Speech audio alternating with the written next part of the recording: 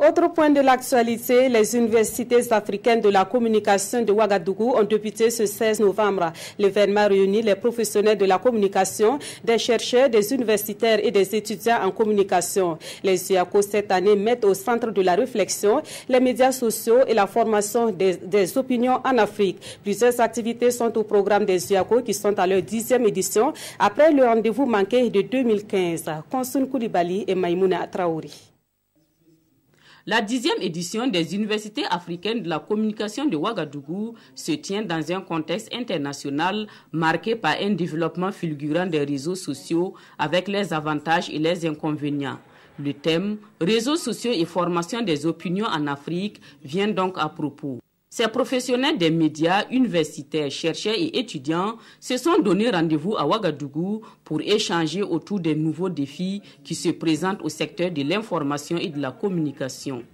Les réseaux sociaux ont participé énormément à la constitution des opinions dans notre pays. Il y a une opinion publique qui s'est créée et qui est fortement imprégnée de cette réalité. La question que nous nous posons aujourd'hui, c'est de savoir comment dans un contexte d'insécurité fort comme celui que notre pays connaît, nous devons utiliser ces réseaux-là. Première question. Deuxième question, comment les médias classiques s'adaptent à cette réalité-là. Et troisième question, qui est une question majeure, vous avez vu qu'on a eu un certain nombre de procès en cours sur ces questions des réseaux sociaux, avec d'autres même qui sont encore en pendant devant les juridictions. C'est la question de la responsabilité civile et pénale.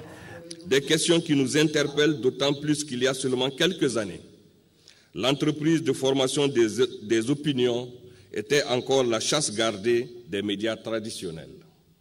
Cette situation de monopole assurait une certaine crédibilité aux opinions publiées et exigeait une grande responsabilité des journalistes chargés de les recevoir, de les sélectionner et surtout de les traiter avant de les publier.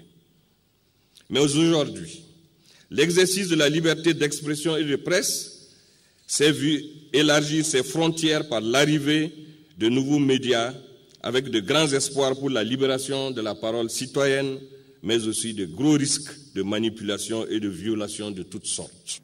Et c'est parti pour 3 jours de travaux. Le programme prévoit un colloque académique, une exposition de matériel et d'équipements de communication et d'éthique en rapport avec l'évolution technologique, un forum des grandes écoles de formation en journalisme et communication et une rencontre conjointe entre les responsables des télévisions de l'espace UEMOA et les opérateurs de mise en œuvre de la télévision numérique terrestre.